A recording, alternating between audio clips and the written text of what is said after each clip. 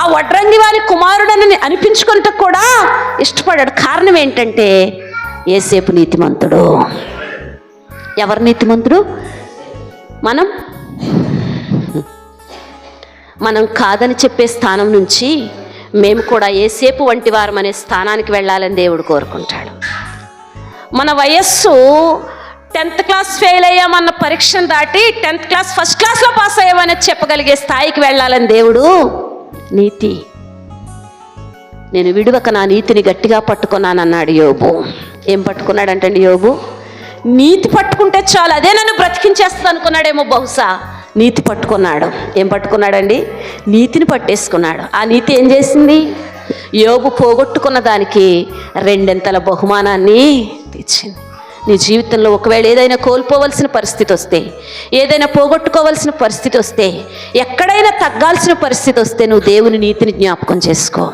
ఆ నీతి నిన్ను రక్షిస్తుంది, ఆ నీతి నిన్ను కాపాడుతుంది. ఆ నీతి నువ్వు పోగొట్టుకున్న దానికంటే 7 ప్రతిఫలాన్ని, ఆ నీతి నువ్వు పోగొట్టుకున్న దానికంటే ఎంత ప్రతిఫలాన్ని ఇస్తుందంటండి? 7 ప్రతిఫలాన్ని ఇస్తుంది. దేవునికి స్తోత్రం కలుగునుగాక. హల్లెలూయా. ఆయన ఎవరంటండి? నీతిమంతుడు.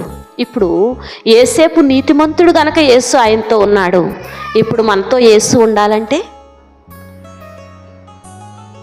నీతిమంతుల సంతానము భిక్షమెత్తుట నేను చూడలేదు అన్నాడు. ఆ మాట నాకు ఎప్పుడు దుఃఖాన్ని కలిగిస్తుంది. నేను ఇప్పుడు ముసలివాడిని అయ్యాను, ఒకప్పుడు నేను చిన్నవాడిని. ఎవరన్నారు ఈ మాటలో? దావీదు గారు. నేను ఇప్పుడు ముసలివాడిని అయ్యాను, నేను చిన్నవాడైనప్పటి నుంచి చూస్తున్నాను. నేను చిన్నవాడిగాను ఉన్నాను, ముసలివాడిగాను ఉన్నాను. కానీ సింహపు పిల్లలైనా ఆకలి కొని ఉన్నాయేమో కానీ నీతిమంతుల సంతానం భిక్షమెత్తుకోవటం చూడలేదన్నాడు ఆయన.